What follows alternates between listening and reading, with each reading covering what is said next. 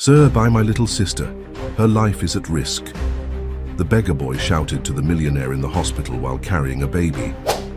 The millionaire was shocked by the situation, and what he did moved everyone in the hospital. If this story interested you, subscribe to our channel.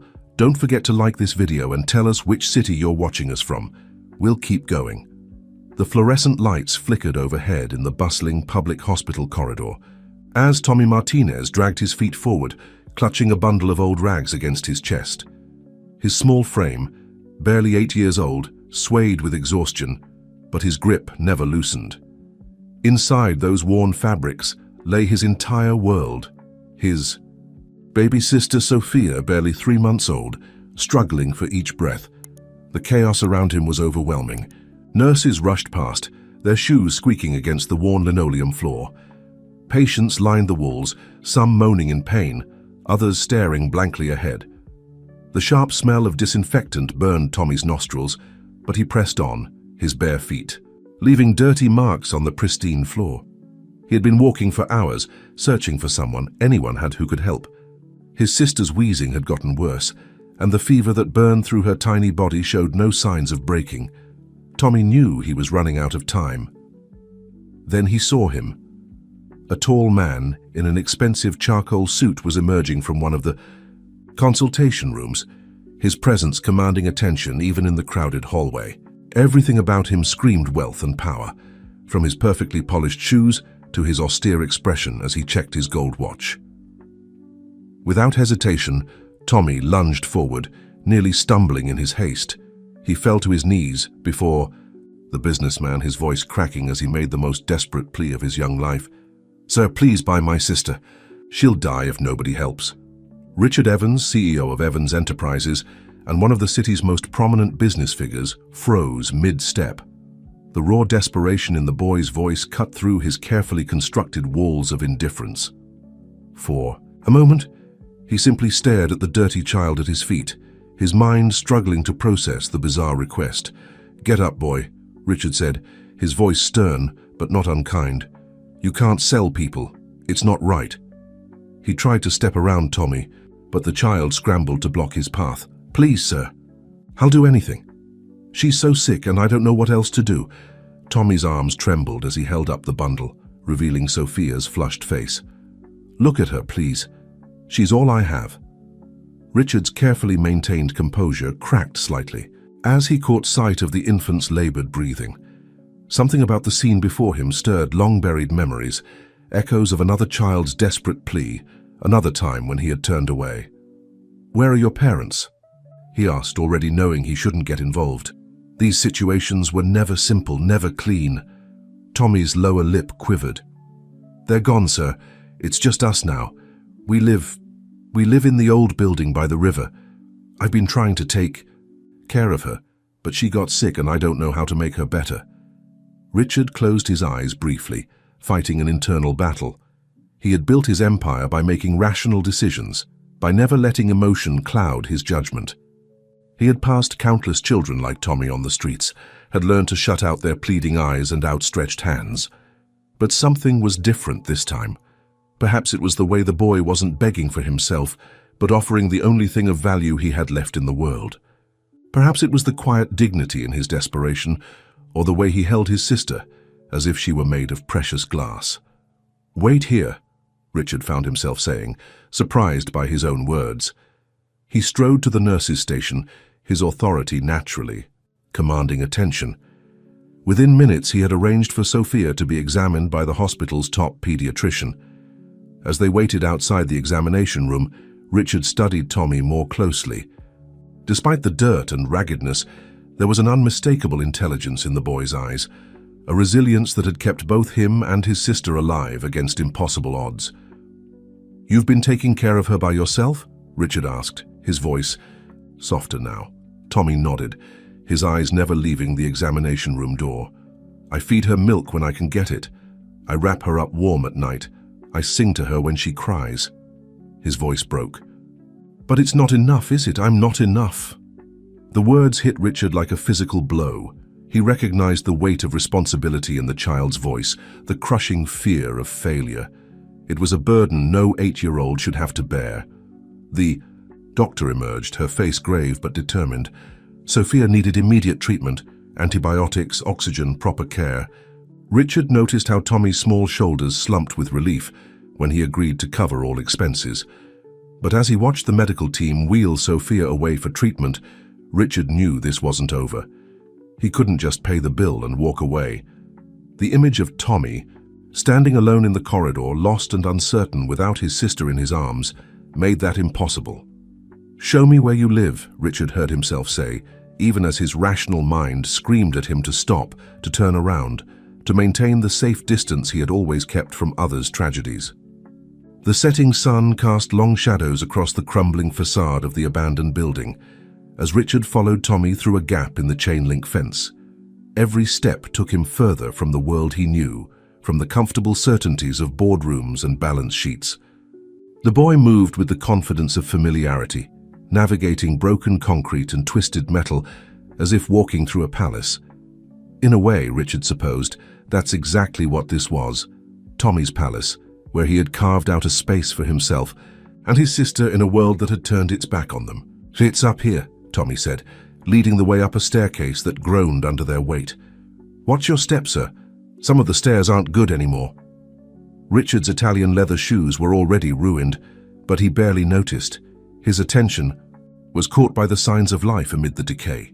A worn blanket carefully folded in a corner, a collection of salvaged toys arranged on a windowsill, a plastic bottle repurposed as a vase for wilting wildflowers. They reached what had once been an office space on the third floor. Tommy had transformed it into a makeshift home, using cardboard boxes to create walls and old newspapers for insulation. In one corner, a nest of clean rags formed a bed where the siblings slept. "Sophia likes it when I make shadow puppets on the wall," Tommy explained, pointing to where moonlight streamed through a broken window. "And when it rains, we can see the whole city light up with lightning." Richard felt something crack inside his chest. The boy spoke of their surroundings with pride, trying to present their desperate situation in the best possible light. It was a skill Richard recognized from his own childhood, though he had spent decades trying to forget those memories. "How long have you been here?" Richard asked, his voice carefully controlled. Tommy's face scrunched up in concentration. "Since the cold time. Sophia was very tiny then." He hesitated, then added in a whisper, "She cried a lot at first. I think she missed Mama's voice." Richard noticed how Tommy avoided mentioning their father, filing away that detail for later. "And you've been taking care of her all this time? By yourself?" The boy nodded, a flash of pride crossing his face. "I learned how to change her diapers.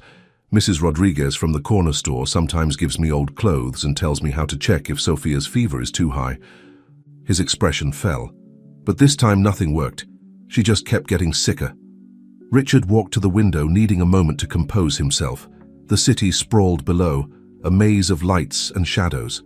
Somewhere out there was his penthouse, apartment, his office tower, his carefully ordered life. Yet here he stood, in an abandoned building with two children who had somehow managed to survive on nothing but determination and love. "Tommy," he said finally, turning back to face the boy, "you can't stay here. It's not safe." Fear flashed across Tommy's face. "Please don't call the people who take kids away. They'll separate us. I promised Sophia I'd never leave her." "No one is separating you," Richard found himself promising, even as he wondered what he was getting himself into. "But your sister needs proper care while she recovers. And you need a safe place to sleep, real food, clean clothes." Tommy's eyes widened with hope, but Richard could see the wariness there too. Life had taught this child to be suspicious of anything that seemed too good to be true. "Would you?" Tommy started, then stopped, gathering his courage. "Would you really help us, even though you don't know us?" Richard knelt down to meet Tommy's eyes, surprised by the fierce protectiveness he felt. "Yes, I would, but I need you to trust me." "Can you do that?" Tommy studied him for a long moment, with an intensity that reminded Richard of himself in the boardroom, evaluating a crucial deal. Finally, the boy nodded. "I need to get Sophia's things," he said, moving to gather their meager belongings. From beneath a loose floorboard, he pulled out a battered tin box. Inside was a single photograph, creased and worn but carefully preserved, showing a beautiful young woman holding a newborn Sophia, with Tommy beaming beside them. "That's Mama," Tommy said softly, touching the photo with gentle fingers. "She made me promise to take care of Sophia no matter what." Richard stared at the photograph, noting the woman's kind eyes and warm smile. Something about her seemed familiar, though he couldn't place why. As Tommy carefully tucked the photo back into the box, Richard made a silent vow of his. Only he would protect these children, whatever it took. But he had no idea that this decision would set in motion a chain of events that would uncover long-buried secrets, challenge everything he thought he knew about family, and force him to confront the very demons he had spent a lifetime running from. Richard's penthouse felt like a different world as he guided Tommy through the elegant foyer. The boy's bare feet sank into plush carpeting, his wide eyes reflecting the crystal chandelier overhead. Every step left a small, dirty footprint, but for once in his life, Richard didn't care about the mess. "Your house is like a castle," Tommy whispered, clutching his tin box closer to his chest. The photograph inside was his most precious possession, the last connection to a life that seemed increasingly distant. "It's just a place," Richard found himself saying, surprised by how empty the perfectly decorated space suddenly felt. "The guest room will be yours for now. It's right next to Sophia's room, so you can check on her whenever you want." Tommy's head snapped up. "Sophia's coming here? But the hospital?" "I've arranged for her to be transferred to private care once she's stable," Richard explained, leading Tommy down the hallway. "The best pediatric nurse in the city will stay with her until she's fully recovered." Tears welled up in Tommy's eyes, but he blinked them away quickly. "Thank you, sir. I don't know how to pay you back, but I'll work really hard. I can clean and I learn fast and—" "Stop," Richard said firmly, kneeling down to meet Tommy's gaze. "You don't need to pay me back. You don't need to earn your place here. Right now you just need to focus on getting cleaned up and rested. Can you do that for me?" Tommy nodded uncertainly, still looking like he expected to wake up from a dream at any moment. Richard led him to the guest bathroom, where he had already asked his housekeeper to leave out clean towels and new clothes. "Everything here is for you to use," Richard explained, showing Tommy how to adjust the water temperature. "Take as long as you need. I'll be right outside if you need anything." As the door closed behind Tommy, Richard leaned against the wall, exhaling slowly. What was he doing? He had no experience with children, no idea how to care for a traumatized 8-year-old and his infant sister. His life was structured around meetings and deadlines, not bedtime stories and bottle feedings. The sound of running water mingled with quiet sniffling from behind the door. Richard's chest tightened as he realized Tommy was crying, not from sadness but from the overwhelming relief of finally being able to let his guard down. Richard's phone buzzed insistently, messages from his assistant, reminders about tomorrow's board meeting, urgent emails requiring his immediate attention. His normal life was calling, demanding that he return to being Richard Evans, the ruthless CEO who had built an empire through cold logic and careful distance. But as he stood there, listening to the muffled sounds of Tommy's tears, he knew he couldn't go back. Something fundamental had shifted inside him the moment that dirty little boy had offered to sell his sister to save her life.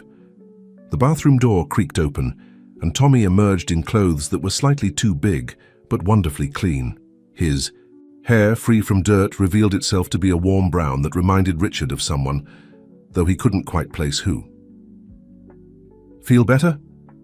Richard asked, noting how Tommy's shoulders had relaxed slightly, though wariness still lingered in his eyes. "Yes, sir. Thank you." Tommy's stomach growled loudly, and he blushed. "Sorry." "When was the last time you ate?" Richard asked, already. Knowing he wouldn't like the answer, Tommy shrugged. "I had some bread yesterday. Mrs. Rodriguez gave me milk for Sophia, but she didn't have any extra food." Richard's jaw clenched. He led Tommy to the kitchen, where his housekeeper had left several covered dishes warming in the oven. The boy's eyes widened at the sight of real hot food, but he hesitated before touching anything. "It's all for you," Richard assured him. "Eat as much as you want." As Tommy carefully filled a plate, Richard noticed how he took small portions of everything, as if afraid of taking too much. Even now, surrounded by abundance, the boy couldn't shake the habits of survival. "Sir," Tommy asked between careful bites, "can we call the hospital just to check on Sophia?" Richard was already pulling out his phone. "Of course, and Tommy, you can call me Richard." The call to the hospital brought good news. Sophia was responding well to treatment, her fever finally breaking. The relief on Tommy's face was profound, years of worry momentarily lifting from his young features. But as Richard watched Tommy finally begin to relax, a nagging thought tugged at his mind. The boy's careful manners, his intelligent eyes, the way he carried himself even in poverty. None of it fit with a child who had simply been abandoned. There was more to this story, much more. And then there was the photograph, the one Tommy guarded so carefully. The woman's face haunted Richard's thoughts, stirring memories he couldn't quite grasp. Who was she, and why did he feel like he should know the answer?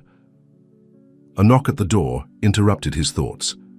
His assistant, Jennifer, stood in the doorway, her expression a mixture of concern and confusion. "Mr. Evans," Jennifer said, her professional demeanor slipping slightly as she took in the sight of Tommy at the kitchen counter. "I apologize for the late visit, but there's something you need to see immediately." Richard nodded, turning to Tommy. "I need to speak with Jennifer for a moment. Will you be okay here?" Tommy looked between them, then nodded slowly. Can I take some food to save for later?" The question broke Richard's heart all over. Again. "This is your home now, Tommy. The food will always be here when you're hungry. I promise." In his home office, Jennifer handed him a tablet. "Our security team flagged this. Someone's been asking questions about you at the hospital. A man claimed to be a relative of the children you helped today." Richard's blood ran cold as he read the report. A man matching Tommy's father's description had appeared at the hospital shortly after they left, demanding information about Sophia's whereabouts. When denied, he had become aggressive, requiring security to escort him out. "What did he say exactly?" Richard asked, his voice tight. Jennifer consulted her notes. "He said he was their father and had been searching for them. But sir, there's more. He mentioned knowing something about your past, something that would interest the media greatly." Richard's fingers tightened on the tablet. "Get our legal team working on emergency custody papers. I want guards posted at Sophia's hospital room immediately. And Jennifer, no one knows about Tommy being here, not yet." After Jennifer left, Richard returned to the kitchen to find Tommy had fallen asleep at the counter, his small frame finally surrendering to exhaustion. As Richard carefully lifted him to carry him to bed, Tommy stirred slightly. "Don't let him find us," Tommy mumbled in his sleep, his fingers clutching Richard's shirt. "Please don't let him take Sophia." Richard froze, his suspicions confirmed. The children hadn't been abandoned. They had escaped. But from what? And why did their father's threat about Richard's past send such a chill down his spine? Laying Tommy in bed, Richard noticed something had fallen from the boy's pocket. The photograph from the tin box. In the better light of the bedroom, Richard could finally see the woman's face clearly. The recognition hit him like a physical blow. Elena Martinez. The name came rushing back, along with a flood of memories he had spent 15 years trying to forget. She had worked for his company in the early days, handling international contracts. She had been brilliant, dedicated, and had discovered something she shouldn't have. The last time he had seen her, she had been pleading with him to help her expose a massive fraud scheme. He had refused, too afraid of losing everything he had built. She had disappeared shortly after, and he had told himself it wasn't his problem. But now, looking at her face in the photograph, the timeline suddenly became clear. This must have been taken just before she vanished, which meant... "Oh God," Richard whispered, staring at Tommy's sleeping face. The intelligent eyes, the careful manner, the familiar features he hadn't wanted to recognize, they all made terrible sense now. His phone buzzed again. "A message from an unknown number. You took something that belongs to me. But I have something that belongs to you too. The truth about what really happened to Elena Martinez. Let's talk." Richard's hand shook as he deleted the message. He looked at Tommy, peaceful in sleep for perhaps the first time in months, and made a decision. He wouldn't run from this, wouldn't turn away like he had 15 years ago. But as he settled into a chair to watch over Tommy's sleep, Richard knew the real battle was just beginning. Somewhere out there, a man who had already hurt these children once was plotting to take them back. And he was armed with a secret that could destroy everything Richard had built. Yet looking at Tommy's face, Richard realized something that surprised him. He didn't care about his empire anymore. For the first time in his life, protecting his wealth and reputation wasn't his priority. These children were. The morning sun filtered through the penthouse windows as Richard sat in his home office, staring at Elena's photograph. The memories he'd suppressed for so long now rushed back. With overwhelming clarity, her passionate voice as she'd tried to convince him to do the right thing, the fire in her eyes when he'd refused, the disappointment in her final glance before walking out of his office, and his life forever. A soft knock interrupted his thoughts.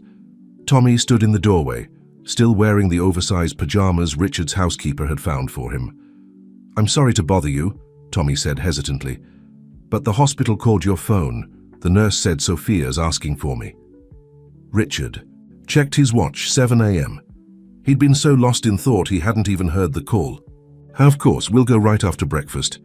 He noticed Tommy clutching something behind his back. "What do you have there?" Tommy slowly revealed a worn notebook. I write things down sometimes. Stories for Sophia, things I want to remember. There's something I need to show you." The boy approached Richard's desk, placing the notebook down with trembling hands. As he opened it, Richard saw pages filled with careful, childish handwriting, far more advanced than he would have expected from an 8-year-old. "Mama taught me to write early," Tommy explained, as if reading Richard's thoughts. "She said knowledge was the most important thing anyone could have." He flipped to a specific page, pointing to an entry. "This was the last thing she told me before." Richard leaned forward to read. "My brave Tommy, listen carefully. If anything happens, to me take your sister and run. Don't trust anyone who claims to be family. The truth is in the blue folder at Papa's office. Remember the lullaby, it's the key. I love you both so much. Stay strong, stay together." Richard's throat tightened. When did she write this? "She didn't write it. She told me, and I wrote it down after, the night before she disappeared." Tommy's voice wavered. "Papa said she left us, but I heard them fighting. He was angry about some papers she found." The pieces were starting to fit together, forming a picture that made Richard's stomach churn. Eleanor must have discovered something big, something worth disappearing for, something worth keeping her children hidden from their own father. "Tommy," Richard said carefully, "do you remember anything about the blue folder your mother mentioned?" The boy's face scrunched in concentration. "It was in Papa's home office. I tried to find it once, but he caught me. Tommy's voice trailed off, his hand unconsciously touching his arm, where Richard now noticed faded bruises. Anger flared in Richard's chest. "He won't hurt you again, Tommy, I promise you that." "But he's looking for us," Tommy whispered. "I heard the nurses talking at the hospital. He came asking about Sophia." "I know," Richard admitted, "but I have people watching over Sophia, and you're safe here. No one knows where you are." Tommy's eyes filled with tears. "He always finds us. Every time we try to hide, he finds us. That's why Mama said we had to split up. But I couldn't leave Sophia. I promised to protect her." Richard knelt before Tommy, placing his hands on the boy's shoulders. "Listen to me. Your father might have found you before, but things are different now. You have me, and I have resources he can't match. More importantly, I think I might know what your mother was trying to protect." 15 years ago, Elena had come to him with evidence of massive financial fraud within his company. She'd discovered a network of shell companies, fake contracts, and missing millions. Richard had dismissed her concerns, too focused on his company's rapid growth to question where the money was coming from. But Elena hadn't given up. She'd kept digging, and somewhere in that blue folder was proof that could bring down not just Tommy's father, but possibly Richard's entire empire. The lullaby, Tommy said suddenly. Mama said it was the key. She used to sing it every night, but differently each time. Some words were always the same, but others changed. Richard's mind raced. Elena had been brilliant with codes and patterns. Could she have hidden information in a children's song? Can you remember the lullaby? Tommy nodded slowly. I sing it to Sophia every night, but... He hesitated. Papa gets really angry if he hears it. He says it's forbidden. Before Richard could respond, his phone buzzed with an urgent message from Jennifer. Security breach at the hospital. Someone's trying to access Sophia's floor using falsified medical credentials. Richard's blood ran cold. Tommy's father was making his move.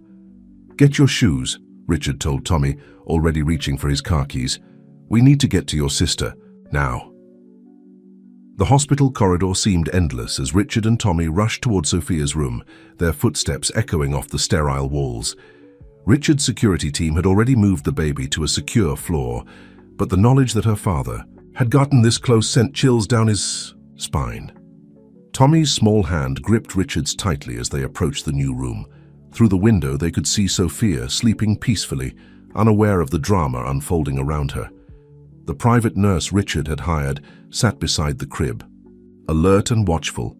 She looks better, Tommy whispered, pressing his hand against the glass. The baby's color had improved significantly, and her breathing was stronger. Can I go in? Richard nodded to the security guard, who opened the door for them. Tommy immediately went to his sister, his gentle hands adjusting her blanket with practiced care. Hey, Sophia, he murmured. I missed you. The baby stirred at his voice, her tiny fingers wrapping around his hand. Richard's phone vibrated. Another message from the unknown number. Hiding them won't change anything. You think you're protecting them, but you're just postponing the inevitable. Remember Elena's choice. His hands clenched around the phone. Elena's choice. The words struck him like a physical blow, carrying him back to that final conversation in his office. You have to make a choice, Richard, she had said, her voice steady despite her obvious fear. This isn't just about money anymore. Lives are at stake. He had chosen wrong that day. He had chosen his empire over justice, his comfort over truth, and Elena had paid the price. Mr. Evans? The nurse's voice pulled him back to the present. The baby's medication schedule. She handed him a detailed chart, but Richard noticed, her hands trembling slightly. Is everything all right? He asked quietly, moving away from Tommy. The nurse glanced nervously at the door. A man came by earlier before the security alert. He said he was from hospital administration, asking about transfer papers for the baby. Something felt off, so I called security, but she hesitated. He knew things, details about the baby's, a condition that weren't in her chart. Richard's mind raced. Someone on the inside must be helping Tommy's father. But who? He had personally vetted all the medical staff involved in Sophia's care.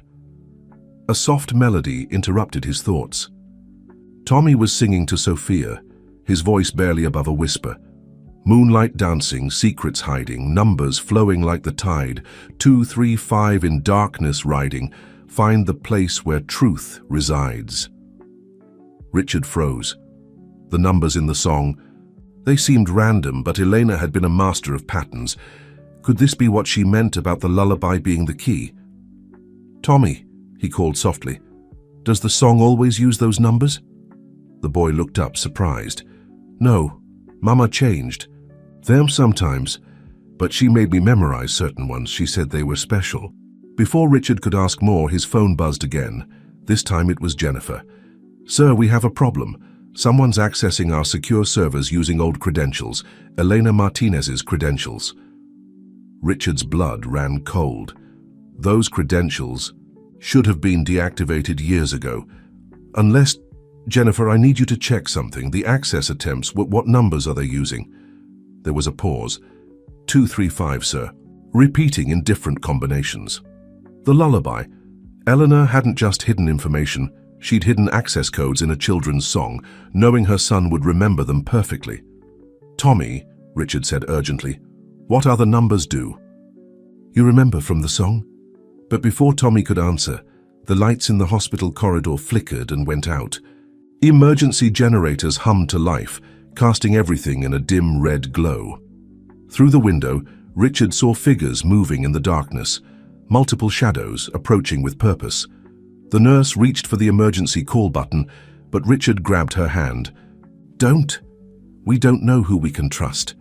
He moved quickly, lifting Sophia from her crib while gently pulling Tommy close. "We need to go. Now." "But where?" Tommy asked, his voice trembling as he helped wrap Sophia securely in her blanket. Richard thought of Elena's words. Find the place where truth resides. After 15 years, he finally understood what she had been trying to tell him.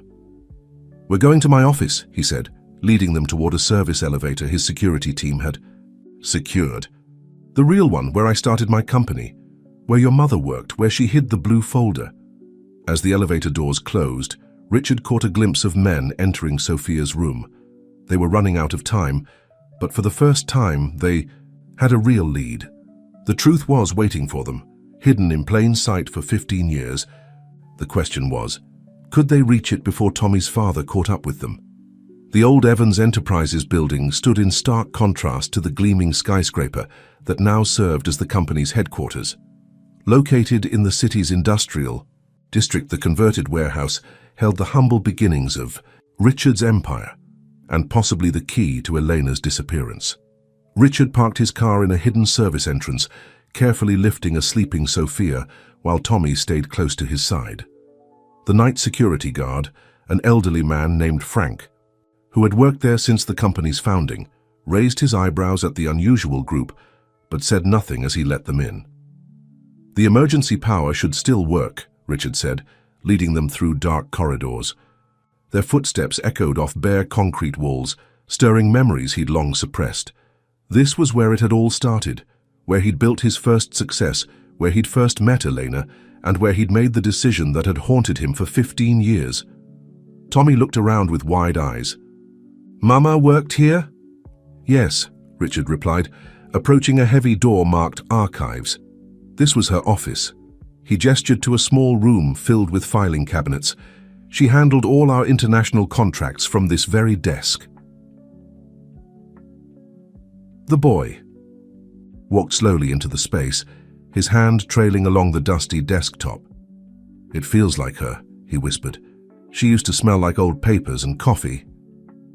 Richard's throat tightened as he watched Tommy explore the office.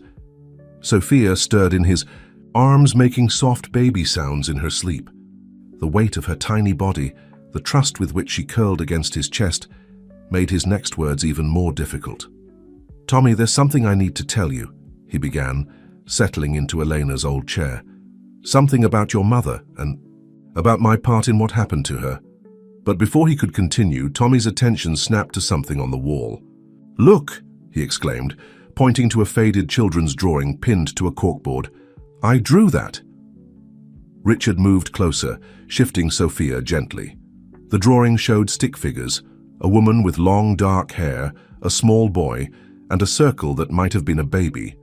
Written across the top in Elena's elegant handwriting were the words, "My reasons." "I was 4, Tommy explained, touching the paper carefully. "Mama kept it here to remind her why she was working so hard." His voice caught. "She said we were her reason for everything." Richard stared at the drawing, remembering how Elena had always kept it in view while she worked. Even when she'd discovered the irregularities in the company's accounts, even when she'd been gathering evidence of the fraud, she'd kept this simple reminder of what she was fighting for. "The blue folder," Tommy said suddenly. "It has to be here somewhere." He began opening drawers, his small hands moving with desperate purpose. Richard set Sophia down in Elena's old chair, cushioning her with his jacket, and joined the search. They combed through years of archived documents, but found nothing matching Elena's description. "Wait," Tommy said, freezing in place. "The lullaby, Mama always emphasized certain words when she sang about hiding things." He closed his eyes, concentrating hard. "Above the tide, beneath the moon, behind the stars we hide our tune." Richard looked up at the ceiling, understanding dawning. The ceiling tiles. Elena always said the best hiding place was in plain sight. He quickly found a stepladder in the corner and climbed up. The ceiling tiles were standard office panels, but one near Elena's desk was slightly discolored. Richard pushed it aside and reached into the dark space above. His fingers touched something. A folder. As he pulled it down, a photo slipped out. Elena with a much younger Tommy standing in front of a small house. On the back was written an address and a series of numbers matching the ones from the lullaby. "I remember that place," Tommy said, his voice trembling. "It was before Papa changed, before Mama found the bad things he was doing." Richard opened the folder with shaking hands. Inside were documents, USB drives, and a sealed envelope with his name on it. But what caught his attention was a small, red notebook, its pages filled with Elena's handwriting. As he began to read, his face drained of color. "Oh God," he whispered. The evidence was far worse than he'd imagined.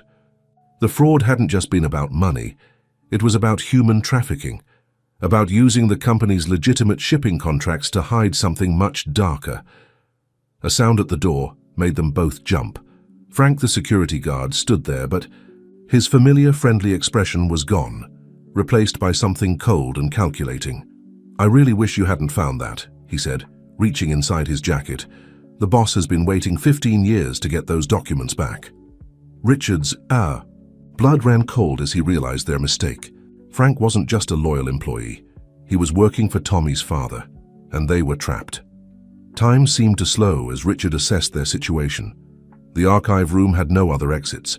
Sophia was still sleeping in Elena's chair. Tommy stood, frozen beside the filing cabinets, and Frank blocked their only escape route.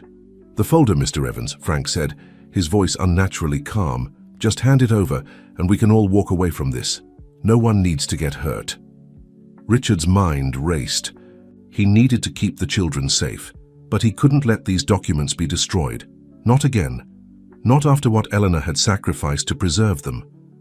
"Tommy," he said quietly, "take your sister and hide behind the desk." The boy moved swiftly, scooping up Sophia with practiced care. But instead of hiding, he stood his ground. "No," he said, his voice trembling but determined. "Mama told me to never run from the truth again." Frank's face twisted into an ugly smile. "Such a brave boy, just like your mother. She was brave too, right until the end." "She's alive," Tommy shot back, though his voice wavered. "I know she is. She promised she'd come back for us." "Tommy's right," Richard said, stepping forward to shield the children. "Elena's too smart to be silenced. That's why she left these breadcrumbs, why she taught Tommy the lullaby. She knew someday we'd put it all together." Frank's laugh was hollow. "You still don't get it, do you? Why do you think the boss let you take the kids? Why do you think he waited so long to make his move?" The realization hit Richard like a physical blow. They'd been played from the start.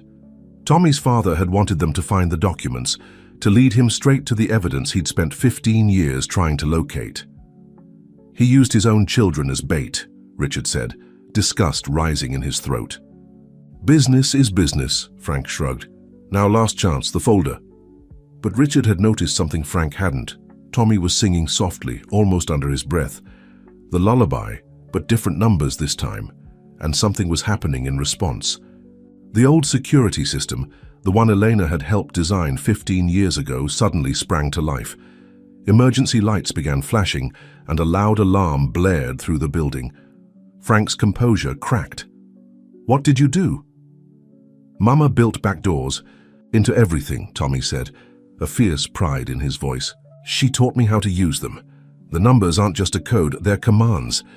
Richard didn't waste the opportunity. He lunged forward, catching Frank off guard. The struggle was brief but intense. The folder scattered across the floor, papers flying everywhere. But Richard managed to knock Frank down. Tommy quickly gathered the scattered documents, while Richard used his tie to secure Frank's hands. Sophia, awakened by the chaos, began to cry. "It's okay, Sophia," Tommy soothed, balancing documents and baby with remarkable skill. "We're going to find Mama now. For real this time." Richard gathered the remaining papers, quickly checking that all the crucial evidence was intact. Among them, he found a photograph he hadn't noticed before.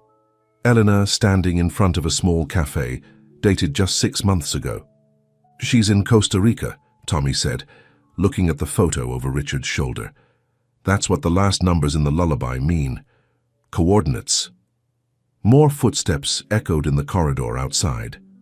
Richard's security team responding to the alarm, but they couldn't be sure who was really on their side anymore. There's a back way out, Richard said, remembering the building's old layout. Through the maintenance tunnels. They lead to the subway station 3 blocks away. Tommy nodded, already moving. The boy had spent his whole life running, hiding, surviving. But this time was different. This time they weren't running away from something. They were running toward someone. As they hurried through the dark tunnel, Sophia clutched safely between them. Richard made a silent vow. He would make this right. He would help Tommy find his mother, expose the truth and take down the corruption that had torn this family apart. But first, they had to survive the night. And somewhere above them, Tommy's father was mobilizing every resource at his disposal to stop them. The race to reach Elena had begun. The maintenance tunnels beneath the old Evans building were a maze of darkness and echoing footsteps. Richard led the way, his phone's flashlight casting long shadows on the damp walls. Tommy followed close. Behind, humming softly to keep Sophia calm in the darkness. "Are they still following us?" Tommy whispered, his voice barely audible over the distant rumble of subway trains. Richard pressed his finger to his lips, listening intently. The sounds of pursuit had faded, but he couldn't be sure if that was good news or bad news. Frank's people might have lost their trail, or they might be setting up an ambush ahead. "We need to be careful," Richard said softly. "Your father's men could be anywhere." Tommy's face hardened at the mention of his father. "He's not my father anymore. Not after what he did to Mama." They reached a junction where 3 tunnels converged. Richard hesitated, trying to remember the old building plans. A wrong turn here could trap them in a dead end. "Wait," Tommy said, studying the walls. "Look at this." He pointed to what appeared to be random scratches in the concrete. But as Richard looked closer, he realized they formed a pattern, numbers similar to the ones in Elena's lullaby. "Your mother left markers," Richard breathed, amazed once again by Elena's foresight. "She must have used these tunnels." Tommy nodded excitedly. "She told me stories about secret passages, but I thought they were just bedtime tales. She said if we ever got separated, follow the numbers and they'd lead to her." Richard examined the markings more carefully. They weren't just directions, they were dates. Eleanor had been here recently, updating the markers. She was leaving them a trail. Sophia chose that moment to let out a hungry cry, the sound echoing alarmingly through the tunnels. Tommy quickly pulled out a bottle from his backpack. He had thought to grab supplies during their escape. "Shh, Sophia," he whispered, feeding his sister with practiced care. "We have to be quiet now, like when we played hide and seek with Mama." Richard watched the boy tend to his sister, marveling at his resilience. Tommy had been forced to grow up too fast, but he had never lost his gentleness, his capacity for love. A distant sound made them all freeze, voices growing closer. Richard quickly guided them into a small maintenance alcove, pressing back against the cold wall. Sophia, as if sensing the danger, fell silent. "They went this way," a gruff voice called. "The baby's cry came from down here." "The boss wants—" "Are them alive?" another voice responded. "Especially the boy, he knows the codes." Tommy's hand found Richard's in the darkness, squeezing tight. Richard squeezed back, trying to convey reassurance he didn't quite feel. They were running out of options. But then Tommy started humming again, not the lullaby this time, but a different tune. His free hand traced the numbers on the wall, following a pattern only he could see. Suddenly, a section of the wall behind them shifted with a quiet, grinding sound. A hidden door swung open, revealing a narrow passage. "Mama's escape route," Tommy whispered, his eyes shining with triumph. "She said there were secrets in the walls, ways to disappear if the bad men ever found us." Richard didn't hesitate. They slipped through the opening, just as flashlight beams swept the tunnel they'd vacated. The hidden door closed silently behind them, leaving no trace of their passage. The new tunnel was different, cleaner, clearly maintained. Small emergency lights glowed at regular intervals, casting a soft blue glow that reminded Richard of Elena's office. "Look," Tommy said, pointing to a small electronic panel on the wall. It had a keypad and a screen displaying a single word, "Welcome." Richard recognized the technology. It was an early prototype of his company's security system, one Elena had helped design. But this version had never been officially released. She built her own network, Richard realized, right under our feet. All these years she's been watching, waiting, protecting her children from the shadows. Tommy approached the keypad with confidence. "Mama said when we found her secret path we should follow the starlight home." His fingers moved surely over the keys, inputting numbers from memory. The lullaby wasn't just about hiding, it was about finding our way back to her. The screen flickered, then displayed new text. "Identity confirmed. Welcome home, Tommy." Lights came on further down the tunnel, revealing a path forward. But more importantly, a small printer built into the wall hummed to life, producing a single photograph. Richard's hands shook as he took the picture. It showed Elena, looking older but very much alive, standing in front of a familiar building, the small cafe from the Costa Rica photo. But this image was dated just 1 week ago, and written on the back was a message. "My darlings, you're so close now. Follow the blue lights. I'm waiting." The hidden tunnel system was a marvel of engineering and foresight. As they followed the blue lights, Richard couldn't help but admire Elena's brilliance. She hadn't just created an escape route, she'd built an entire underground network, complete with security checkpoints and safe rooms. "Mama called it her digital labyrinth," Tommy explained as they walked. "She said it was like the story of Theseus and the Minotaur, but with computers instead of string to guide us home." They passed through another security checkpoint, where Tommy's voice pattern unlocked the door. The system was sophisticated, yet clearly designed for a child to use, another testament to Elena's careful planning. "Did you know about all of this?" Richard asked, watching Tommy navigate the security measures with practiced ease. The boy shook his head. "Not really. Mama taught me the songs and numbers like games. She said one day they'd make sense, that they'd help me find her when it was safe." Sophia had fallen asleep again, peaceful in the gentle blue light. Richard adjusted her blanket, marveling at how quickly he'd grown attached to these children. The thought of losing them now was unbearable. They reached what appeared to be a control room of sorts. Monitors lined the walls, showing security feeds from various locations, including, Richard noticed with a start, his own office building. "She's been watching," he said softly. "All this time she's been keeping track of everything." Tommy moved to a central console, his fingers hovering over the keyboard. "Mama said when we found this place we should wake up the sleeping giant." He began to type, entering more numbers from his seemingly endless supply of memorized codes. The screens flickered, then came alive with data. Files began opening, revealing years of accumulated evidence.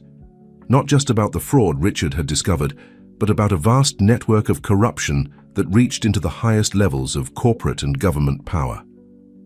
"Your father," Richard said, scanning the documents, "he wasn't just using my company for fraud. He was using it as cover for something much bigger." Tommy nodded grimly. "Mama found out he was hurting people. Lots of people. That's why she had to hide us." A new window popped up on the main screen, a video file. The timestamp showed. It was recorded just hours ago. Tommy's hand trembled as he clicked play. Elena's face filled the screen, older but still beautiful, her eyes carrying the same determination Richard remembered. "My darling boy," she began, "if you're watching. This, you found your way to the heart of my labyrinth. You've grown so strong, so brave. I've been watching over you and Sophia every day, waiting for the right moment to bring you home." She paused, her expression growing serious. "Richard, I know you're there too. Thank you for protecting my children. I always knew that when the time came, you'd make the right choice. Now I need you both to listen carefully. What I'm about to tell you will change everything." The video continued, revealing the full scope of what Elena had uncovered. The fraud was just the tip of the iceberg. Tommy's father had built a shadow empire, using legitimate businesses as fronts for human trafficking, illegal tech deals, and political manipulation. "The evidence is all here," Elena explained. "Everything needed to bring down the entire network. But it has to be released carefully, strategically. If we make one wrong move, they'll bury it all again." She leaned closer to the camera. "Tommy, sweetheart, remember the final verse of our lullaby? The one about the phoenix rising. It's time, enter the last sequence." Tommy closed his eyes, recalling the melody. His fingers moved across the keyboard, entering a complex series of numbers. The system responded immediately, screens filling. With new data. "It's a dead man's switch," Richard realized. "If anything happens to us, everything gets released to every major news outlet and law enforcement agency in the world." "More than that," Tommy said, pointing to a flashing indicator. "Look, it's sending something now. A message." Text appeared. On the screen. "Protocol Phoenix activated. Extraction team en route, hold position." The sound of helicopters suddenly filled the air, audible even through layers of concrete. On one of the security monitors, they could see tactical teams rappelling down the sides of the building above. "FBI clear." The shouts echoed through the tunnel system. Tommy's eyes filled with tears of relief. She did it. Mama really did. Have a plan. But Richard's attention was caught by a different monitor, one showing Tommy's father being led away in handcuffs from his office across town. The man's face was contorted with rage as he looked directly into the security camera. "It's not over," Richard said quietly. "Men like him, they have contingency plans, other people ready to take their place. That's why we have to disappear for a while," a familiar voice said from behind them. They turned to find Elena standing in the doorway, looking exactly like her recent photograph. Her eyes were fixed on her children, tears streaming down her face. "Mama?" Tommy whispered, hardly daring to believe it was real. Elena opened her arms and Tommy ran to her, Sophia still cradled carefully in his embrace. The family was finally reunited, but Richard knew their journey wasn't over. It was just beginning. The safe house Elena had prepared was a modest beach house on a private stretch of coastline, far from the city's chaos. As dawn broke over the horizon, Richard watched Tommy and Sophia sleep, peacefully for the first time in months, their mother keeping vigilant watch beside them. "They've grown so much," Elena whispered, gently stroking Sophia's hair. "I missed so many moments, but I saw everything through my cameras. Every time Tommy sang to her, every smile, every tear." Richard stood by the window, keeping watch out of habit. The FBI had assured them this location was secure, but years of corporate politics had taught him to never take safety for granted. "Why didn't you come to me sooner?" he asked, the question that had been burning in his mind since their reunion. "I could have helped you." Elena's eyes met his, carrying years of unspoken pain. "Could you have? 15 years ago, when I brought you evidence of the fraud, you chose your company over the truth. I needed to be sure you'd change before I could trust you with my children's lives." The words stung, but Richard couldn't deny their truth. "I was a different person then, scared of losing everything I'd built." "And now," Eleanor asked softly, "you've risked that same empire to protect my children. Why?" Before Richard could answer, Tommy stirred in his sleep, murmuring fragments of the lullaby. Eleanor immediately went to him, her hand smoothing his furrowed. "Frau Tassim, the numbers," she said, turning back to Richard. "Did you figure them out, what they really mean?" Richard shook his head. "Some kind of code, obviously. Security protocols, coordinates. More than that," Elena interrupted, moving to a laptop on the kitchen counter. "The numbers in the lullaby aren't just codes. They're a key to unraveling the entire network. Each sequence corresponds to a different type of transaction, a different shell company, a different victim." She pulled up files showing Richard the true scope of her investigation. "Your company was just one piece of the puzzle. They used your shipping routes, your contracts, your reputation as cover for something much bigger. Human trafficking was just the beginning." Richard's stomach churned as he read through the documents. The corruption reached into every level of society, Politicians, judges, business leaders, people he had dined with, made deals with, trusted. "There's something else," Eleanor said hesitantly. "Something I discovered just before I had to disappear. It's about your father." Richard's head snapped up. "My father? He's been gone for 20 years. "That's what they wanted you to believe." Eleanor's fingers flew over the keyboard, bringing up an old newspaper article. "Your father didn't walk away from the company because he was sick. He was forced out because he discovered the same thing I did." The article showed a photo of Richard's father outside a courthouse, dated just weeks before his supposed retirement. But it was the man standing behind him that caught Richard's attention. Tommy's father, 20 years younger but unmistakable. "They threatened your family," Elena continued softly. "Your father chose exile to protect you, just like I chose to hide to protect my children." Richard sank into a chair, his world tilting on its axis. Everything he thought he knew about his past, about his rise to power, was built on lies. "There's more," Elena said, but a sound from outside made her freeze. Breaking waves couldn't quite mask the crunch of tires on gravel. They moved in perfect sync, Elena gathering the children while Richard checked the security feeds. The cameras showed 3 black SUVs approaching the house, their windows tinted. FBI. "Vehicles," Richard noted, "but something's wrong. Look at the driving pattern. They're not following standard protocol." Elena was already moving, guide Tommy and Sophia toward a hidden panic room. "They found us. Somehow they got to someone inside the FBI." "Get them to safety," Richard said, grabbing the laptop and a go bag Elena had prepared. "I'll hold them off." But Tommy stopped at the panic room door, his eyes wide with fear. "No, we can't split up again. The lullaby says we have to stay together." Elena and Richard exchanged glances, years of unspoken history passing between them in an instant. The boy was right. Dividing had nearly destroyed this family once before. "Together then," Elena decided, pulling a small device from her pocket. "But we're not running. It's time to activate Protocol Sundown." Tommy's eyes lit up with understanding. "The final failsafe? But Mama, you said that was only for when we're ready to end this once and for all," Elena finished. "Richard, are you with us?" Richard looked at this makeshift family, the woman he had failed once before, the children who had brought him redemption, the truth that had waited 15 years to be told. "Together," he said firmly, as the sound of footsteps approached the front door. Eleanor's fingers moved swiftly over the device, a specially modified tablet that looked innocent enough but contained the power to bring down empires. Tommy stood beside her, instinctively understanding what she needed, reciting strings of numbers from the lullaby that now revealed their true purpose as encryption keys. "The first wave goes to social media," Elena explained as she worked. "Thousands of bot accounts we've had dormant for years, each programmed to release specific pieces of evidence. They can't stop them all." Richard cradled Sophia, keeping her quiet as heavy footsteps circled the house. Through the windows he could see figures in FBI jackets taking up positions, but their movements were wrong. Too aggressive, too uncoordinated.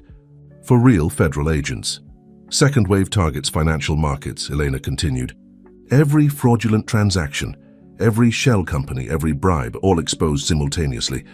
The entire network will collapse within hours." "And the third wave?" Richard asked, though he suspected he knew the answer. "Justice," Tommy said, solemnly, his young voice carrying the weight of years of hiding. "Mama built a special program. It finds the people they hurt and helps them get home." A loud knock at the door made Sophia whimper.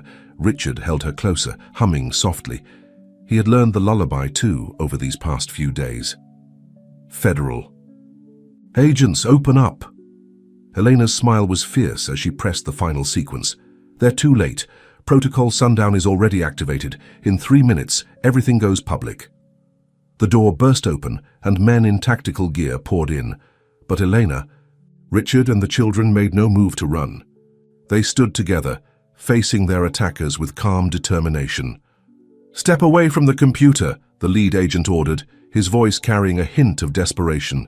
"It's over." "You're right," Elena agreed, holding up the tablet so they could see the countdown. It is over, but not the way you think. The fake agents' radios crackled with urgent voices. Across the city, across the world, the truth was spreading faster than anyone could contain it. Eleanor's digital wildfire was consuming 15 years of carefully constructed lies. "You can't stop it," Tommy said, standing tall beside his mother. The lullaby was never just a song, it was a key to set everyone free. The lead agent's facade cracked. He reached for his radio, speaking urgently. "Sir, we're too late. They've activated some kind of protocol. Everything's going public." Through the radio came a voice Richard recognized, Tommy's father, supposedly in custody but clearly still pulling strings. "Then terminate the protocol. Terminate them all." But before anyone could move, real sirens filled the air. Through the windows, they could see genuine FBI vehicles approaching, along with news vans and what looked like half the law enforcement agencies in the state. "Right on time," Elena said softly. "Protocol Sundown doesn't just release information, it sends out a distress call to every legitimate law enforcement agency within range. I've learned a few things about building networks of my own over the years." The fake agents looked at each other uncertainly, their weapons lowering. They knew they were trapped. "It's your choice now," Richard told them, his voice carrying the authority of years in the corporate world. "Surrender to the real FBI and cooperate, or go down with your masters. But whatever you decide, you can't hurt this family anymore." Tommy moved closer to Elena, taking Sophia from Richard's arms. The baby was fully awake now, but strangely calm, as if she too understood that something momentous was happening. "The lullaby has one more verse," Tommy said, looking up at his mother. "The one about the sunrise. Can we sing it now?" Elena's eyes filled with tears as she nodded. Together, their voices joined in a melody that was no longer about hiding, but about emerging into the light. Richard found himself humming along, his deep voice harmonizing with theirs, as the sound of justice arriving filled the air outside. The countdown on Elena's tablet reached 0, and the world began to change. The aftermath of Protocol Sundown unfolded like a digital tsunami. News alerts flooded every screen, social media exploded with revelations, and the financial markets went into freefall as the corrupt empire began to crumble. Inside the beach house, now secured by legitimate FBI agents, Elena watched it all, unfold on multiple screens while Tommy slept with his head in her lap. "It's beautiful, isn't it?" she said softly to Richard, who stood beside her reviewing the chaos. 15 years of preparation all coming together perfectly. Richard nodded, still processing the scope of Elena's plan. "You didn't just gather evidence. You built a complete shadow network to counter theirs. Every corrupt connection they made you matched with a legitimate one." "I had to," Eleanor replied, gently stroking Tommy's hair. "They had power, money, influence. I needed something stronger. Truth, justice, and the unbreakable love of a mother for her children." Sophia stirred in her portable crib, and Richard automatically moved to check on her. The ease with which he had fallen into caring for these children still surprised him. "You knew, didn't you?" he asked Elena. "You knew I would help them when Tommy came to the hospital." Elena's smile was gentle but knowing. "I hoped. I'd been watching you for years, seeing how the weight of your secrets wore on you. When Tommy told me about a kind man in an expensive suit who couldn't turn away from a crying baby, I knew my waiting was over." A senior FBI agent entered the room, her face grave but respectful. "Ms. Martinez, we've confirmed your intel was accurate. Arrests are being made across 12 countries. But," she hesitated, "we've lost contact with the transport carrying James Martinez, Tommy's father." Richard felt his fists clench. "He escaped?" "No," Elena said calmly, her eyes on one of her screens. "He's exactly where I expected him to be. The transport losing contact was part of the plan." Richard and the FBI agent both stared at her. Elena continued typing, bringing up a new set of surveillance feeds. "James thinks he's being rescued by his backup team. In reality, they're my people, leading him straight to his own hidden vault of evidence."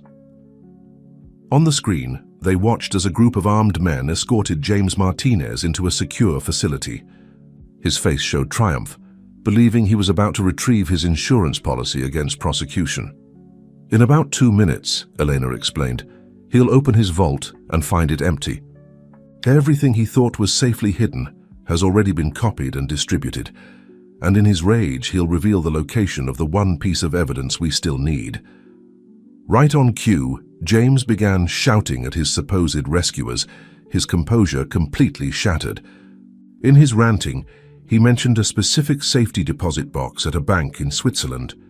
The FBI agent was already on her radio, coordinating with international authorities. But Richard noticed something else. Tommy was awake, watching the screen, with wide eyes. "It's really over?" the boy asked, his voice small. "He can't hurt us anymore?" Elena hugged him close. "It's over, my brave boy. All those numbers you memorized, all those songs we sang, they were pieces of the puzzle. You helped bring down the bad men by simply remembering your lullaby." Tommy's face brightened with pride, but then turned serious. "What about Mr. Evans? Will he have to go away like Papa?" Richard felt his heart stop. In the chaos of exposure, his own role in the original cover-up would surely come to light. He had been complicit, even if by inaction rather than direct involvement. But Elena was already shaking her head. Richard made his choice when he chose to protect you children. His testimony about the original fraud, combined with his recent assistance, grants him immunity. The prosecutor agreed weeks ago. "You thought of everything," Richard said, amazed once again by her foresight. "Almost everything," Eleanor admitted. "I didn't expect—" She paused, looking at him with an expression he couldn't quite read. "I didn't expect you to become so important to us." The moment was interrupted by Sophia's happy gurgle. The baby was reaching out to Richard, her tiny hands grasping at the air. Without thinking, he lifted her up and she immediately snuggled into his shoulder. "See?" Tommy said wisely. "Sophia knows he's family now." The word family hung in the air between them, full of possibility. But before anyone could respond, Elena's screens lit up with a new alert.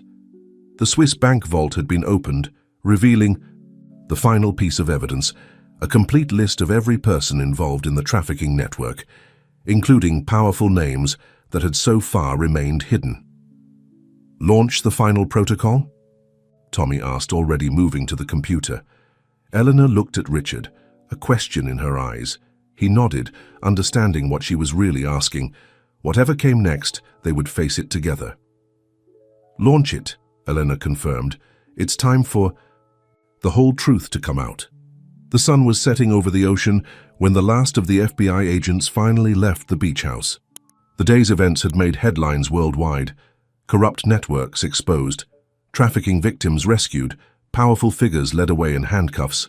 But inside the house, a different kind of revolution was taking place. "I think she's finally asleep," Richard whispered, returning from putting Sophia down in her crib. He found Elena and Tommy in the kitchen, making hot chocolate together as if they'd never been separated. "She always sleeps better when you're the one who puts her to bed," Tommy observed, stirring marshmallows into his cup. "Mama says it's because you have a calm energy." Elena smiled, passing Richard a mug of his own. "My son has become quite observant during our time apart. He notices everything." "I had to," Tommy said simply, "to stay safe, to protect Sophia." He paused, looking between the adults. "But we don't have to hide anymore, right? We can be a real family now." The question hung in the air, heavy with meaning. Eleanor set down her mug, kneeling before her son. "Tommy, we've always been a real family. Distance and danger couldn't change that, but you're right, things can be different now." "Better," Tommy insisted. "With Richard, too. He makes you smile like in the old pictures." Elena blushed slightly, catching Richard's eye. He felt his heart skip a beat, remembering all the moments over the past few weeks that had brought them to this point. "Your mother and I have a lot to talk about," Richard said carefully. "A lot to figure out." "But you'll stay," Tommy pressed. "You won't go back to your big empty tower?" Richard thought about his penthouse apartment, his corporate office, the life he'd built around wealth and power. It all seemed hollow now, compared to the warmth of this kitchen and the love in this room. Actually, Elena interjected, we all need to make some decisions. She pulled out her tablet, showing them a series of properties. The beach house was just a temporary safe house. Now that everything's in the open, we need to think about where we want to build our future. Tommy leaned forward, studying the images. These are all near the ocean. I thought we could use a fresh start, Elena explained. Somewhere peaceful, where Sophia can grow up playing in the sand, where you can go to a real school, make friends. Where we can all heal, Richard added softly. Elena's eyes met his, filled with warmth and something more. Yes, all of us. Tommy was quiet for a moment, processing. But what about your company, Richard? And Mama's computer network? Don't you have to stay in the city? Richard laughed. Companies can be run from anywhere these days. And your mother's network? Well, I think she's proven she can monitor anything from any location. Besides, Elena added, the most important network isn't digital. It's the connections between people who love each other, who protect each other. Like us, Tommy said confidently. Then he yawned, the day's excitement finally catching up with him. Time for bed, young man, Elena said, standing up. We have a big day tomorrow. As she led Tommy to his room, Richard moved to the window, watching the waves crash against the shore. So much had changed in such a short time. His company would need restructuring, his life would need rebuilding, but for the first time in years, he felt truly alive. Elena returned a few minutes later, standing beside him at the window. Penny, for your thoughts? I was just thinking about choices, Richard replied. 15 years ago, I made the wrong one. I chose safety over justice, security over truth. And now? Now I choose family, he said simply. If you'll have me. Elena's hand found his, their fingers intertwining naturally. I think that choice was made the moment you helped a desperate little boy save his sister. From down the hall came the soft sound of Tommy singing the lullaby to himself as he fell asleep. But the words were different now. Not about hiding and running, but about home and love and new beginnings. We'll need to be careful, Elena warned. There are still people out there who lost everything today. They might seek revenge. Richard squeezed her hand. Let them try. We're stronger together than they could ever be alone. A baby monitor on the counter lit up as Sophia made a small sound in her sleep. They both turned to look at it, then at each other, sharing a smile that held all the promise of tomorrow. 3 months had passed since Protocol Sundown, and the world was still adjusting to its revelations. In a cozy beachfront home on a private stretch of coastline, Richard sat at his new home office reviewing the latest reports from his company's restructuring. The sound of laughter drew his attention to the window. On the beach below, Tommy was teaching Sophia to build sandcastles, while Elena watched from a beach chair, her laptop never far from reach. The scene was so peaceful, it was almost possible to forget the storms they'd weathered to get here. Almost. His phone buzzed with a message from Jennifer, his ever-reliable assistant. Urgent news. James Martinez was found. Richard's heart raced as he opened the attached article. After escaping during the chaos of Protocol Sundown's activation, Tommy's father had vanished. Now, 3 months later, he had been discovered trying to cross the Canadian border with false documents. You're worried, Elena's voice came from the doorway. She had an uncanny ability to sense when something was wrong. James was caught, Richard said simply, showing her the message. They're bringing him in. Elena's face remained calm, but her hands tightened slightly on her laptop. We knew this would happen eventually. He's too arrogant to stay hidden forever. Should we tell Tommy? Tell me what? Tommy stood in the doorway, sand still clinging to his feet. His face had filled out in the past months, healthy food and regular meals replacing the gaunt look of his hiding days. Elena and Richard exchanged glances. They had promised never to lie to the children, to always treat them with the respect they'd earned through their bravery. They found your father, Elena said gently. He's in custody. Tommy absorbed this news with remarkable composure. Will he try to take us away again? No, sweetheart, Elena assured him, pulling him close. He has no power anymore. All the evidence is public now, and his entire network has been dismantled. Besides, Richard added, you have us now. The adoption papers were finalized last week. Legally, you and Sophia are protected. The adoption had been Elena's idea, a way to ensure the children would have a guardian they trusted if anything ever happened to her. Richard had agreed immediately, his heart having claimed them as his own, long before any legal document made it official. Tommy nodded thoughtfully. Can we still go to the aquarium today? Sophia's been excited about seeing the dolphins. Richard marveled at the boy's resilience. After everything he'd been through, Tommy had somehow maintained his ability to focus on joy, on family, on the simple pleasures of being a child. Of course we can, Elena smiled. Go get cleaned up and we'll leave in an hour. After Tommy left, Elena turned to Richard. There's something else, isn't there? Something about James that's worrying you more than his capture. Richard nodded, pulling up another document on his computer. Before he was caught, he managed to transfer a large sum of money to an unknown account. The transaction patterns match those used by his old network. You think he still has allies out there, Elena concluded, her fingers already moving across her laptop keyboard. People who might want revenge, or people who might want to continue his work, Richard added grimly. The trafficking network was generating billions. Someone might try to rebuild it.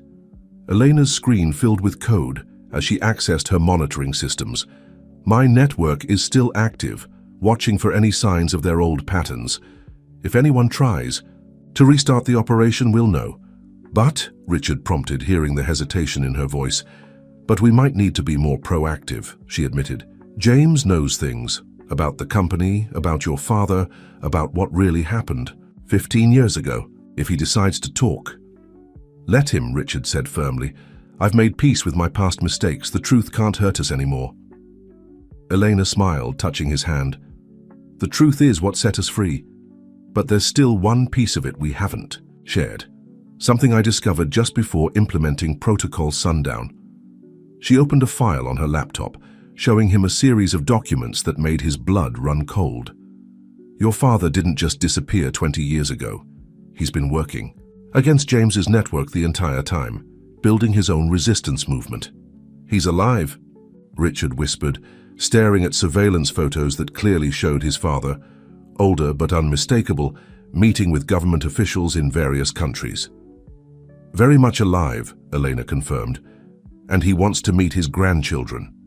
The implications of this revelation threatened to overwhelm Richard, but a squeal of laughter from outside brought him back to the present. Sophia had discovered a seashell, and Tommy was helping her examine it with all the seriousness of a young scientist. When? Richard asked, his eyes still on the children. He's been waiting for my signal that it's safe, Elena replied. I could send it today if you're ready. Richard watched his family on the beach, the woman he had grown to love, the children who had changed his life, and the promise of reconciliation with a father he had thought lost forever. After the aquarium, he decided. Let's give the kids their dolphin day first. Elena's smile was radiant as she kissed him softly. Always thinking of them first. You've become quite the father yourself. Outside, Tommy had started singing the lullaby to Sophia, but the words were different now. A song of family found rather than family lost. The aquarium was a marvel of blue light and floating shapes, but Richard found himself watching the children more than the marine life. Tommy held Sophia up to each tank, patiently explaining the different fish species, his knowledge clearly bolstered by the marine biology books Elena had been buying him. Look, Sophia, Tommy exclaimed, pointing to her graceful manta ray gliding past. They're like underwater birds. Sophia pressed her tiny hands against the glass, giggling as the ray seemed to wave at her with its fins. At 18 months old, she was growing into a curious, happy toddler, the trauma of her early months fading into distant memory. Elena slipped her hand into Richard's, leaning against his shoulder. Happy? She asked softly. More than I ever thought possible, he replied honestly. The weight of his father's imminent return still pressed on his mind, but it couldn't diminish the joy of this moment. They moved through the exhibits, following Tommy's excited lead.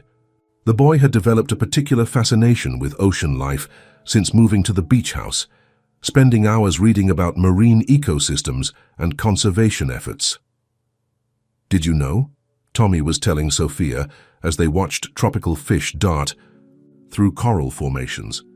"The ocean is like a big computer network, with all the fish and plants connected to each other, just like Mama's system that helped us get home." Elena squeezed Richard's hand, both of them touched by Tommy's interpretation of ecological systems through the lens of his unique experiences. As they approached the dolphin exhibit, Richard's phone vibrated. The message was from an unknown number, but the content made his heart skip. "The dolphins were always your favorite. Remember how you used to press your face against the glass, just like your grandson is doing now?" Richard scanned the crowd, and there, standing quietly in a corner watching them with gentle eyes, was his father. 20 years older, his hair now white, but unmistakably the man who had taught Richard his first lessons about right and wrong. "Dad," Richard whispered. Elena touched his arm. "Go. Talk to him. We'll keep the children occupied with the dolphin show."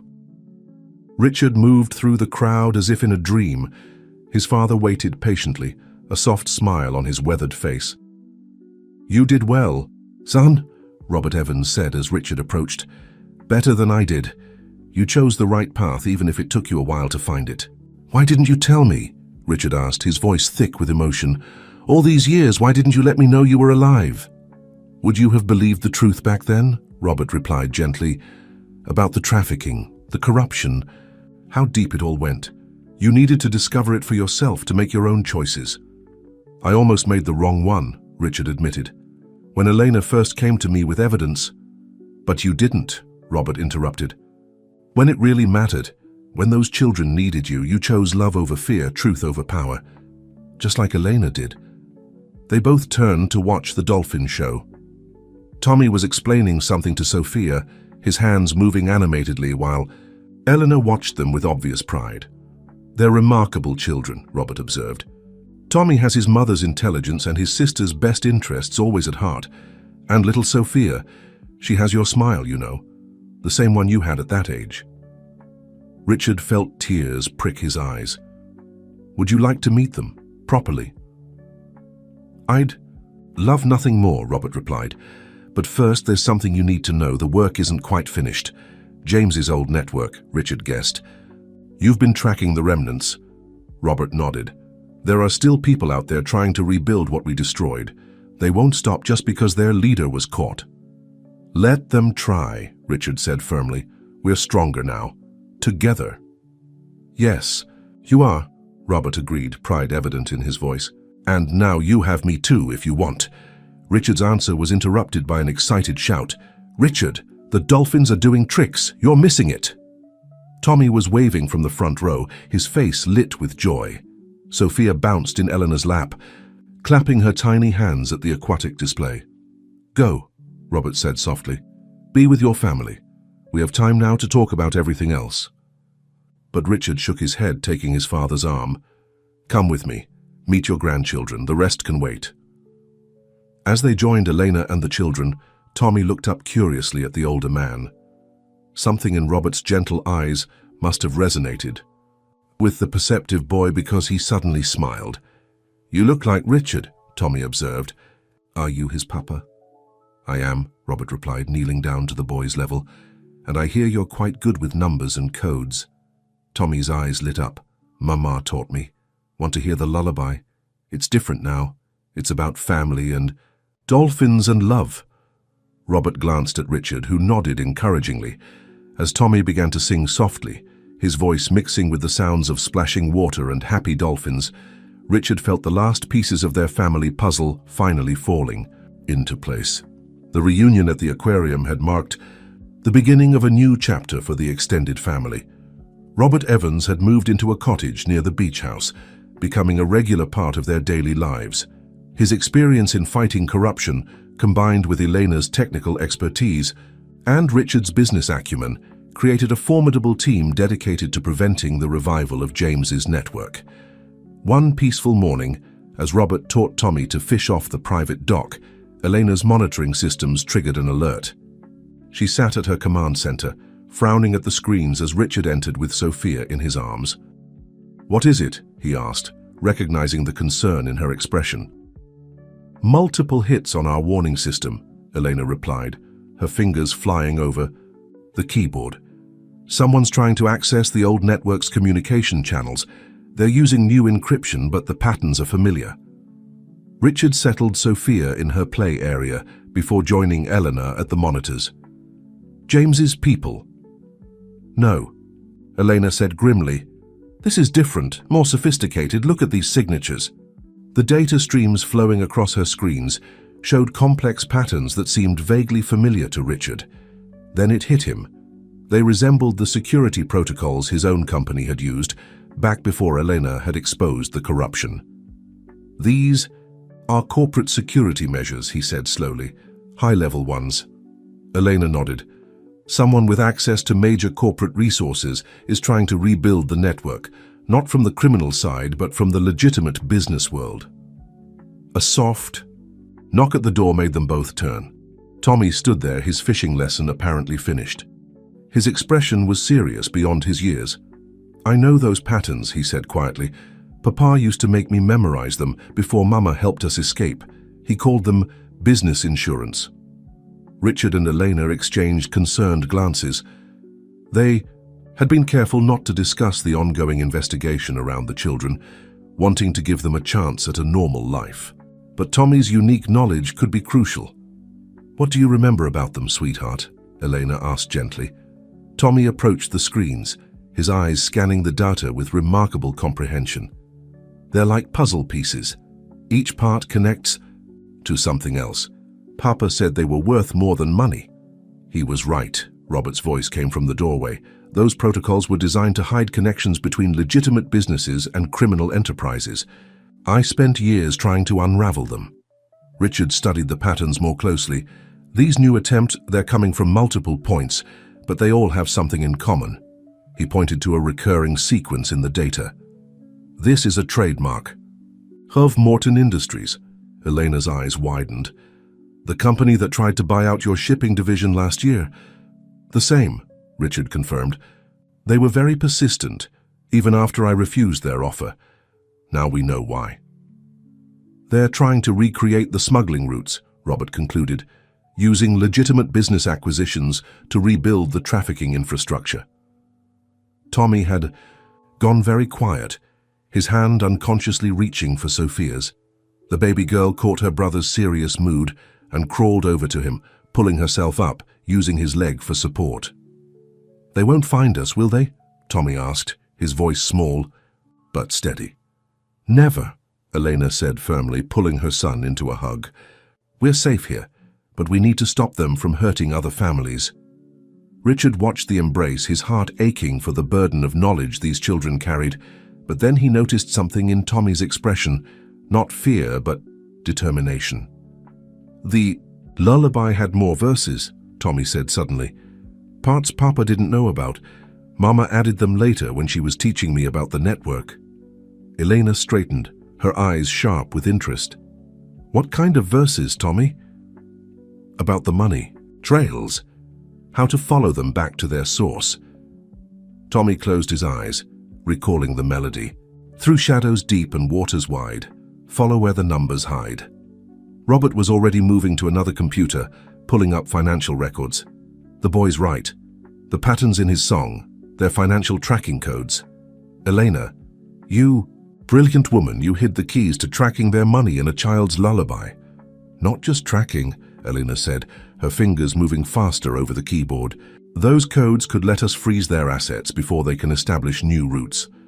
Richard's phone buzzed, an urgent message from his corporate security team.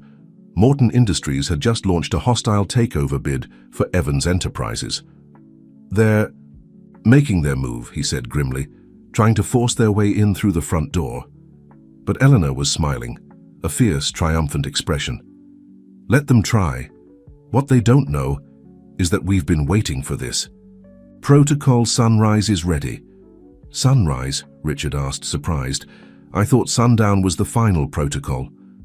Sundown was for exposing the past, Elena explained. Sunrise is for protecting the future. She looked at Tommy, who was still holding Sophia close. Ready to sing a new verse, my brave boy? Tommy nodded, his voice clear and strong as he began the lullaby that would help safeguard other children from the fate he had barely escaped. Protocol. Sunrise unfolded like a digital dawn, spreading light into every dark corner of the financial world.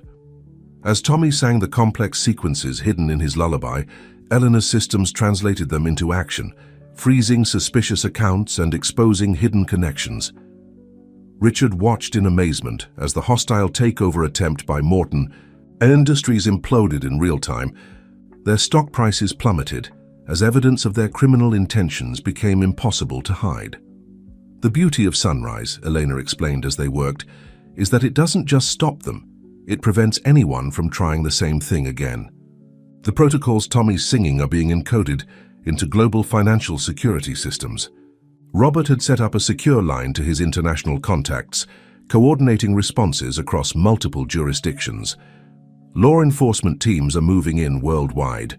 Morton's executives are being arrested in 15 countries. Tommy continued, singing, his young voice carrying the weight of justice as Sophia watched him with wide, understanding eyes. The baby seemed to sense the importance of the moment, staying unusually quiet in Richard's arms. The next part is crucial, Elena said, her attention focused on a particular data stream. Tommy, remember the verse about the golden threads? Tommy nodded, shifting the melody slightly. Golden threads in morning light follow where they lead the fight. Through the maze of ones and zeros, truth will make the darkness bright. The code embedded in the verse activated a new protocol, sending Helena's virus through the global banking network. But this wasn't a destructive force. It was a protective one, encoding safeguards that would recognize and prevent the patterns of human trafficking operations. It's beautiful, Richard murmured, watching the protective algorithms spread. You're not just stopping them, you're making it impossible for anyone to use the financial system for trafficking again. That was always the plan, Elena said softly, not just to expose the truth, but to change the system itself, to make it protect people instead of profits. A small hand tugged at Richard's sleeve. Tommy looked up at him with serious eyes. Is it working? Are other kids going to be safe now? Richard knelt down to the boy's level, still holding Sophia. Yes, Tommy. Thanks to you and your mother, a lot of children will be safe. Your lullaby is helping change the world. Sophia chose that moment to reach for her brother, babbling happily. Tommy took her hand, and for a moment the two children seemed to glow in the light from Eleanor's screens, symbols of the innocence they were fighting to protect. Robert approached, placing a gentle hand on Tommy's shoulder. Your mother told me how you never forgot a single number, no matter how long you had to hide. You're a hero, young man. Tommy blushed but stood straighter. I just did what Mama taught me. She's the real hero. We all are, Elena said, finally turning from her computers. Every person who chooses to fight for what's right, to protect those who can't protect themselves, they're all heroes. The screens showed the final stages of Protocol Sunrise completing its work. Around the world, corrupt networks were being dismantled, not by force but by simply making their operations impossible to hide or fund. There will be pushback, Robert warned. People with this much power don't give it up easily. Let them try, Richard said firmly. We're ready. We have Elena's protocols, your international contacts, my corporate resources, and most importantly, he looked at his family gathered. Around him, we have each other. Tommy yawned, the excitement and concentration finally catching up with him. Eleanor smiled fondly at her son. Time for a real lullaby, I think, one about happy things. As she led the children to their rooms, Richard and Robert stayed behind, watching the final results of Protocol Sunrise unfold across the screens. You know, Robert said quietly, when I first went into hiding to fight this network, I thought I was sacrificing my family to save others. I never imagined I'd end up gaining a bigger family instead. Richard thought about the twists of fate, that had brought them all together. A desperate boy in a hospital corridor, a brave woman who never stopped fighting for justice, and a baby whose innocent need for protection had sparked a revolution. Family, he realized, is what makes all of this worth fighting for. From down the hall came the soft sound of Elena singing to the children, not codes or protocols now, but a simple song of love and safety and home. In that moment, as Protocol Sunrise completed its work, around the world, Richard knew that they had achieved something even greater than justice. They had created hope. 6 months after Protocol Sunrise, the beach house had transformed into a true home. Family photos lined the walls, Sophia's artwork decorated the refrigerator, and Tommy's marine biology projects filled a special shelf in the living room. The scars of the past were healing, replaced by the warmth of new memories. Elena sat on the patio watching Tommy teach Sophia about the different seashells they had collected that morning. Her laptop was open beside her, but for once she wasn't monitoring global security networks. Instead, she was writing a children's book, the story of a brave boy and his baby sister, told in a way that would inspire without frightening. The publisher loved the first draft, Richard said, joining her with 2 cups of coffee. They think it could help other children who've been through trauma. Eleanor accepted the coffee gratefully. Tommy helped me with it. He said it was important to show that even scary stories can have happy endings. They watched as Sophia carefully placed a tiny shell in her collection box, beaming with pride as Tommy praised her choice. At 2 years old, she was growing into a cheerful, confident toddler, her early trauma transformed into resilience by the love that surrounded her. "Mr. Evans," Tommy called out. Using the formal name he still sometimes fell back on when excited. "Can we show Sophia the surprise now?" Richard checked his watch and nodded. Perfect timing. Grandpa Robert should be here any minute. The surprise had been weeks in the planning. A small tide pool they had created at the edge of their private beach, carefully stocked with local sea life that Tommy could use to teach Sophia about marine ecosystems. Robert had helped design it, drawing on his engineering background to ensure it would be safe and sustainable. As if on cue, Robert appeared around the corner of the house, carrying what looked like scientific equipment. "Ready for our marine biology lesson?" Sophia clapped her hands in excitement, while Tommy rushed to help carry the gear. The boy had flourished under his grandfather's mentorship, developing a passionate interest in both technology and nature. "Before we start," Elena said, closing her laptop, "there's something we should tell the children." Richard took her hand, knowing what was coming. They had discussed this moment for weeks, waiting for the right time. "Tommy, Sophia," Elena began, gathering her children close, "how would you feel about having a new baby brother or sister?" Tommy's eyes widened. "Really? You're going to have a baby?" Elena nodded, tears of joy shining in her eyes. "In about 7 months, you're going to be a big brother again." Sophia, not fully understanding but catching the excitement, hugged her mother's legs. "Baby?" "That's right, Princess," Richard said, lifting her up.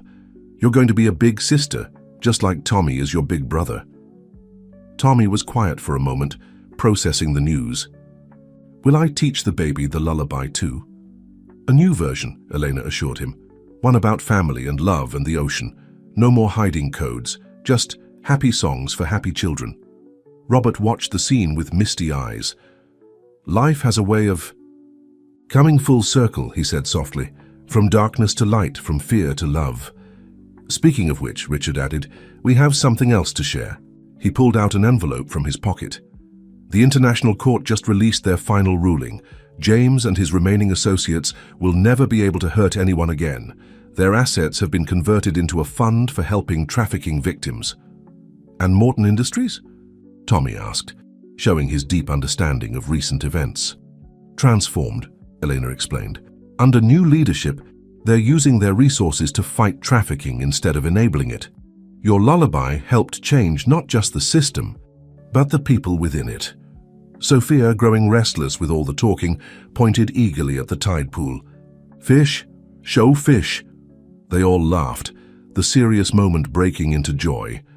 As they gathered around the small marine habitat, Tommy began explaining to his sister about the different creatures living there, his voice carrying the same gentle patience Eleanor had always used with him. "Watch this," he said, pointing to a small hermit crab. "See how it carries its home on its back? But when it finds a safe place with family, it can come out and explore." Richard wrapped his arm around Elena's waist, his hand resting gently on her stomach where their new child was growing. Symbolism of Tommy's words wasn't lost on any of the adults. "You know," Robert said, helping Sophia dip her toes in the shallow water, "when I first started fighting against trafficking, I never imagined it would end like this, with family, with hope, with new life." Elena leaned into Richard's embrace. "That's the real victory, isn't it? Not just stopping the bad things, but building something beautiful in their place." As the sun began to set over the ocean, Tommy started singing. Not the old lullaby of codes and hiding, but a new song he had created himself about the sea and the stars and the endless love of family. Sophia joined in with her baby voice, and soon they were all singing together, their voices carrying across the waves like a promise of better days to come. The morning sun painted the ocean in shades of gold as Elena stood at the kitchen window, one hand resting on her growing belly. 7 months had passed since the announcement of her pregnancy, and the baby was due any day now. The house was filled with the quiet energy of anticipation. Tommy sat at the kitchen table, carefully wrapping a small package, a gift for his new sibling. Inside was a handmade book where he had written down all the safe, happy versions of the lullaby, illustrated with his own drawings of their family and the sea. "Do you think the baby will like it?" he asked, meticulously tying a blue ribbon around the package. "The baby will love it," Elena assured him, "just like Sophia loves the songs you sing to her." As if on cue, Sophia's voice floated down from upstairs, where Richard was helping her get dressed. The 3-year-old was singing her own version of Tommy's ocean songs, mixing up the words but capturing perfectly the joy behind them. Robert arrived just as Richard and Sophia came downstairs, carrying a small aquarium.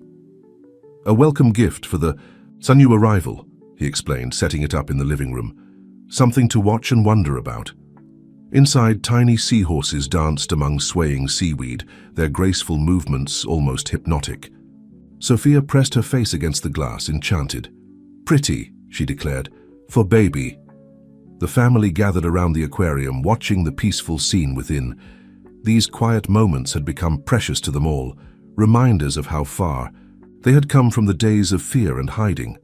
"I had a dream last night," Tommy said suddenly, "about Mama's old office and all the computers and the scary times, but it wasn't scary anymore. In the dream, all the screens showed pictures. Save our family instead of codes." Eleanor hugged him close. "That's because those times are over, sweetheart. The codes did their job. They helped us find our way to this new life." Richard watched his family with pride. The past year had brought changes he could never have imagined when he first met a desperate little boy in a hospital corridor. His company had been transformed, now leading global efforts to protect vulnerable children. Robert had emerged from hiding to become a beloved grandfather. And Elena had not only given him a family, but had shown him what real strength looked like. She had turned her trauma into triumph, her fear into fierce protection, and her technical brilliance into a force for good that would protect children for generations to come. "I've been thinking," Tommy said, still working on his gift, "when the baby comes, can I be the one to teach them about the ocean, like Grandpa taught me?" "Of course," Richard replied. "You'll be an amazing teacher, just like you are with Sophia." Sophia nodded seriously. "Tommy, best teacher. Show baby fish and shells." The morning light strengthened, filling the room with warmth. The seahorses in their new aquarium cast dancing shadows on the walls, creating patterns that reminded them of gentler codes, nature's own algorithms of beauty and grace. "You know what today is?" Elena asked softly. 1 year ago exactly. A brave little boy walked into a hospital, holding his baby sister and hoping for a miracle. Tommy looked up from his wrapping. "And we found one. We found you and Richard and Grandpa." "No, my darling," Eleanor said, tears shining in her eyes. "You were the miracle. Your courage, your love for your sister, Your perfect memory of every code I taught you, you saved us all. Richard moved to stand behind Elena, his hands joining hers over their unborn child. Sophia climbed into Tommy's lap, and Robert watched, them all with grateful eyes. "Should we sing the new lullaby?" Tommy suggested, "the happy one about our family?" And so they did, their voices joining in harmony as the sun rose higher over their beach house sanctuary. The song spoke not of hiding or running, but of love and trust and the unbreakable bonds of family. It was a song of triumph, of healing, of new beginnings. As they sang, Elena felt the baby move, as if responding to the music. Soon there would be another voice joining their chorus, another heart beating in rhythm with their song of love and redemption. The past could not be changed, but it had led them here, to this moment, this family, this love. And in the end, that was the greatest victory of all.